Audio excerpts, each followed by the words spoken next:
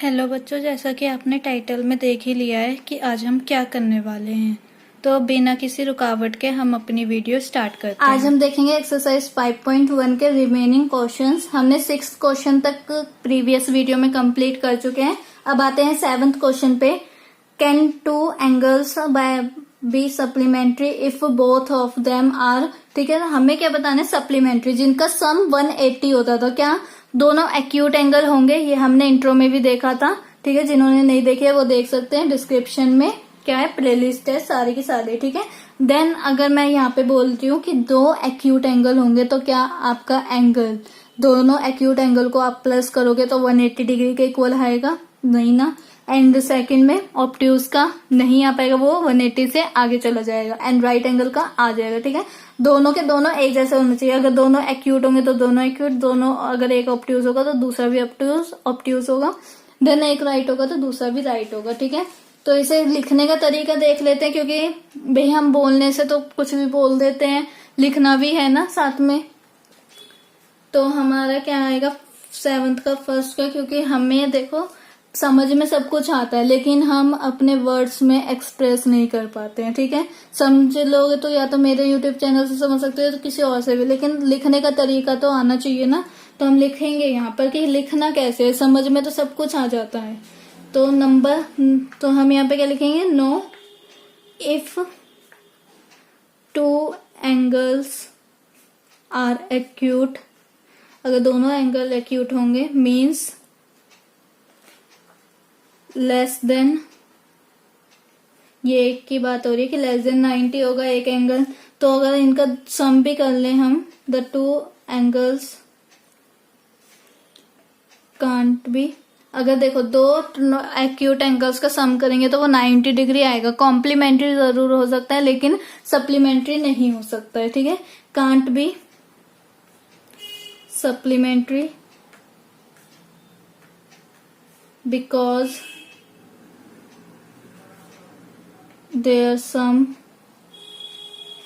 will be always less than,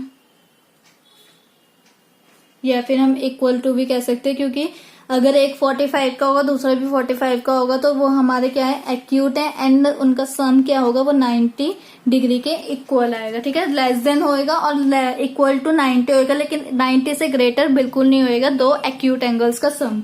अब आते हैं सेकंड ऑब्ट्यूज पे। तो नो, यहाँ पे भी नो ही आएगा। If two angles are obtuse means, इसका मतलब क्या है, दो एंगल ऑब्ट्यूज होंगे तो मीन्स मोर देन 180। ठीक है, 180 डिग्री से ज्यादा आएगा वो।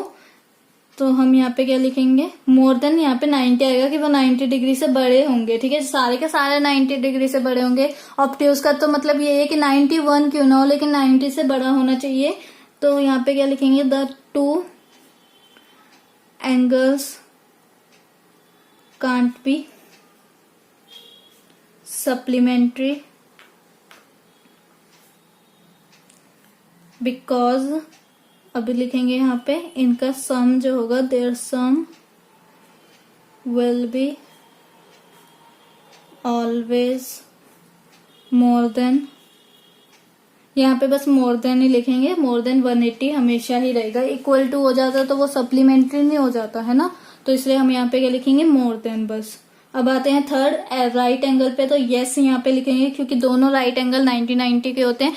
इससे आगे ना ही 1 डिग्री कम होता है ना ही 1 डिग्री ज्यादा, और 90 + 90 180 डिग्री होता है। तो yes if two angles are right means both measures, दोनों की क्या मेजरमेंट होगी? 90 degree. Then two angles can form a supplementary pair. ठीक है, सप्लीमेंट्री पेयर बना सकते हैं एक। अब आते हैं नेक्स्ट 8th क्वेश्चन पे। तो 8th क्वेश्चन क्या कह रहा है? An angle is greater than 45 degree. ठीक है, एक एंगल होना चाहिए जो 45 डिग्री से बड़ा हो। Is its complementary angle greater than 45 degree और इक्वल टू 45 डिग्री और लेस देन 45 डिग्री। ठीक है, कॉम्प्लीमेंट्री का मीन्स क्या होता है, 90 डिग्री होना चाहिए। तो ये बोलना चाहता है, क्वेश्चन क्या बोलना चाहता है हमसे, ये क्वेश्चन हमसे ये कहना चाहता है कि अगर एक एंगल लेट से P, ठीक है, P एक एंगल है जो क्या कह रहा है कि मैं 45 से ग्रेटर हूँ, 45 डिग्री से ग्रेटर हूँ, तो तुम बताओ अगर मेरे को कॉम्प्लीमेंट्री होना है तो दूसरा एंगल मेरा 45 से ग्रेटर होगा, 45 के इक्वल होगा या 45 से लेस देन होगा। ठीक है, हमें ये बताना है। तो स्टार्ट करते हैं 8th क्वेश्चन को। तो यहाँ पे क्या करना पड़ेगा, लेट करना पड़ेगा, क्योंकि हमें दोनों के नाम नहीं दे रखे, हमें एंगल्स के नाम भी तो पता होने चाहिए। तो let us assume the complementary angles be P and Q। ठीक है, P एंड Q मान लिया, जिसमें से P हमें क्या है 45 से ग्रेटर है वो। तो वी नो दैट, यहाँ पे हम क्या लिखेंगे, जो कॉम्प्लीमेंट्री का सम मेजर क्या होता है, sum of measure of complementary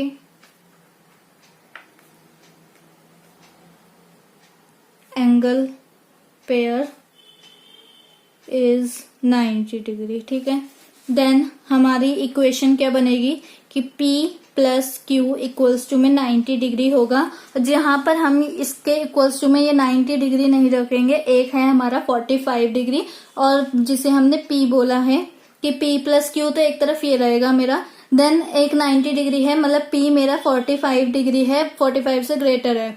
तो मैं यहाँ पे क्या लिख रही हूँ कि ग्रेटर है, अब मैं इक्वल्स टू का साइन नहीं लगा रही हूँ, कि मेरा ये 45 डिग्री प्लस Q। ठीक है, ये है मेरी इक्वेशन। अब ये बनी है कि P प्लस Q क्या होता है, 90 डिग्री होता है, लेकिन मेरा एक एंगल 45 डिग्री है और कॉम्प्लीमेंट्री बनाने के लिए, कॉम्प्लीमेंट्री पेयर बनाने के लिए मेरे को Q कैसा चाहिए, 45 से कम, 45 या 45 से ज्यादा। ठीक है, तो क्या करते हैं, इस P को हम क्या रख लेंगे यहाँ पे 45। तो ये मेरा क्या हो जाएगा, P प्लस Q हमारी वैल्यू क्या थी 90 डिग्री, 90 डिग्री हमारा आना चाहिए। ठीक है, और 45 डिग्री प्लस Q डिग्री। ठीक है, तो जब मैं इस 45 को इधर लेके आऊंगी, होएगा साइन वैसा ही कि यहाँ पे एज्यूम क्या करो आप कि यहाँ पे इक्वल्स टू है, बस ये इसलिए दिखाने के लिए लगाया गया है क्योंकि ये 90 डिग्री हमारा क्या है 45 डिग्री है, दूसरा हमें 90 डिग्री तक पहुंचना है, तो Q हमारा क्या होगा, ग्रेटर देन इक्वल टू, इसलिए ये हमने लगाया है। तो जब मैं यहाँ पे 90 डिग्री माइनस 45 डिग्री करूंगी, क्योंकि यहाँ पे प्लस का है और यहाँ पे ग्रेटर देन Q रखूंगी, तो मेरा आंसर क्या आएगा 45 डिग्री ग्रेटर देन Q। ठीक है, Q जो होना चाहिए मेरा वो 45 डिग्री से ज्यादा होना चाहिए, तो हम 45 डिग्री से कम, Q की तरफ वो मुंह बंद है ना, Q की तरफ एंगल का मुंह बंद है, मीन्स Q हमारा छोटा होना चाहिए 45 डिग्री से। तो हम यहाँ पे क्या लिखेंगे, हैंस जिसकी तरफ मुंह खुला हुआ होता है वो बड़ा होता है और जिसकी तरफ मुंह बंद होता है वो छोटा होता है। मैंने तो देखो ऐसे याद रख रखा है, आप अपनी ट्रिक बना लो, वरना तो यही याद रख लो, लेस देन 45 डिग्री होना चाहिए। तो हमारा जो 3 ऑप्शन दिए थे, greater than, equal to and less than, तो हमारा लेस देन वाला सही होगा। अब आते हैं नेक्स्ट 9th क्वेश्चन पे। तो वो हमसे क्या कह रहा है, इन द एडजॉइनिंग फिगर। ठीक है, ये जो फिगर हमें दे रखी थी, बेकार सी दिखने में तो बेकार लग रही है, हमें क्या करना है, इन सब के क्वेश्चंस के आंसर्स देने पड़ेंगे एक एक करके। पहला क्या कह रहा है, इज एंगल 1, ये रहा angle 1, adjacent to angle 2, angle 1 neighbour है एंगल 2 का। तो यस भाई हमें दिख रहा है, क्या पूछ रहे हो बच्चों वाली बातें। तो हम यहाँ पे क्या लिखते हैं, फर्स्ट वाला part, yes as angle 1 and angle 2 having a common. देखो मैंने याद करने का यही तरीका बना रखा है, अगर आपने मेरे पीछे की वीडियोस देखे होंगे तो मैं एडजेसेंट को क्या बोलती हूँ, नेबर। चाहे एडजेसेंट साइड हो चाहे एडजेसेंट एंगल हो, हम क्या बोलेंगे, नेबर वाला एंगल या नेबर वाली साइड होनी चाहिए। फिर आप कॉमन वर्टेक्स ये साइड्स देख के ना वो हो जाते हो कि भाई क्या आ गया ये, हमें तो पता ही नहीं है, इसलिए। और कुछ बच्चे के तो सर के ऊपर से ही निकल जाता है कि हमें क्या पता ही क्या होता है, वर्टेक्स क्या होता है। तो इसलिए मैंने आपको बोला है कि नेबर का मतलब क्या होगा, एडजेसेंट। ठीक है, तो यहाँ पे हम क्या लिखेंगे, कॉमन वर्टेक्स वो क्या है, ओ, ठीक है। ओ हमारा पूरा कॉमन वर्टेक्स है, क्योंकि यहाँ पे 2 3 4 सारी लाइनें यहीं से जुड़ रही हैं, तो इसे हम कॉमन वर्टेक्स कहेंगे। और क्या लिखेंगे यहाँ पे, एंड अ कॉमन आर्म ओसी, ठीक है। ओसी मेरी कॉमन जा रही है, ठीक है। लाइन एक कॉमन लाइन है, ये साइड बोलते हैं, ये लाइन बोल लो। देयर नॉन कॉमन क्या है यहाँ पे, आर्म्स, ओ ए है एंड ओ ई है। ओ ए इधर को जा रही है अलग रास्ता, ओ ई का अलग रास्ता, ठीक है। Are on both the sides of common arm, ठीक है। इन दोनों के बीच में क्या फंस गई है, ओ सी फंस गई है, जो कॉमन कहला रही है इस टाइम पे, ठीक है। ये फर्स्ट वाला पार्ट हो गया है। अब आते हैं सेकंड वाले पार्ट पे। Is angle A O C, ठीक है। Angle A O C means angle 1 and angle E O D means E O D, ठीक है। Angle 4 and angle 3 form a linear pair बना रहे। और सॉरी मैं आपको समझा कौन सा रही थी और कहां पर आ गई, ठीक है। एंगल ओ ए O C means angle O जो क्या है, एंगल 1 है, ठीक है। एक एडजेसेंट किसके हैं, angle A O E, angle A ओ ई के एडजेसेंट है। तो हमें ये बताना है, तो ये नहीं हो जाएगा, नो होगा मीन्स, क्योंकि अगर ये ऐसे बोलते ना कि ये वाला इसके एडजेसेंट है, तब हम मानते कि angle A O C angle O सी ओ ई के एडजेसेंट है, तब हम यस बोलते। लेकिन ये तो पहले इसे कवर कर रहा है, देन इसे पूरे को कवर कर दे रहा है, ठीक है। तो पहले ये क्या कर रहा है, ये इसे तो कवर कर रहा है, पहले इसे एंगल 1 बता दिया, उसके बाद क्या कर रहा है, एंगल 1 एंड एंगल 2 दोनों को बता रहा है, तो यहाँ पे नो हो जाएगा, ठीक है। इसीलिए तो हम यहाँ पे क्या लिखेंगे, no since they are having common vertex O and common arm, ठीक है। इसी की वजह से देखो, पहला वाला एंगल इसी की वजह से यस हुआ था और दूसरी वाली लाइन इसी की वजह से नो हुई है, ठीक है। But they have no non common, ठीक है। नॉन कॉमन मीन्स जो कॉमन नहीं है, arms on both side, on both the sides of the common arm, ठीक है। अब आते हैं थर्ड वाले पे, जो मैं आपको पहले एक्सप्लेन कर दी थी। तो वो हमसे क्या कह रहा है, थर्ड वाला, do angle COE means angle 2 and angle ये जो हमारा ये वाला था, ठीक है, 3 and 4 इज अ लीनियर बना रहा है। तो अगर आप यहाँ पे देखोगे तो ये जो DC लाइन है ये पूरी एकदम स्ट्रेट लाइन है और उस पे ये कट मार रहे हैं। तो लीनियर वाले में हमने यही पढ़ा था कि लीनियर लाइंस कौन सी होती है, एकदम स्ट्रेट जा रही है, एक आके लेग कट मार दिया, तो वो हमारी क्या होती है, लीनियर वाली होती है लाइंस। तो हम यहाँ पे क्या लिखेंगे, yes as angle COE and angle EOD having a common vertex which is O, ठीक है, and a common arm which is OE, ठीक है। और देयर इज नॉन कॉमन भी बता देते हैं, नॉन कॉमन भी बता देते हैं, arms OC and OD are on both the sides of common arm, ठीक है। ये हमारा हो गया कौन सा, थर्ड पार्ट। अब आते हैं फोर्थ वाले पे। तो फोर्थ वाला क्या कह रहा है, angle BOD angle 4 and angle DOA angle 5 are supplementary. तो अगर आप यहाँ पे देखोगे तो ये पूरी एकदम स्ट्रेट लाइन जा रही है, क्या जा रही है, एकदम पूरी स्ट्रेट लाइन जा रही है। तो इसका यस होगा, क्योंकि ये एकदम पूरी स्ट्रेट लाइन जा रही है। एंगल 4 एंड एंगल 5 को आप प्लस करोगे तो 180 डिग्री के इक्वल आएगा। तो हम यहाँ पे क्या लिखेंगे, yes as angle BOD and angle DOA having a common vertex कौन सा है 0 and a common arm वो कौन सी है OE and इसमें नॉन कॉमन कौन सा है there non common arms OA and OB are opposite to each other. ठीक है, तो वो अपोजिट लाइंस हमने पढ़ा था ना, opposite lines and opposite angles, तो वो ये है अपोजिट टू ईच अदर है, तो कॉमन तो हो ही नहीं सकते।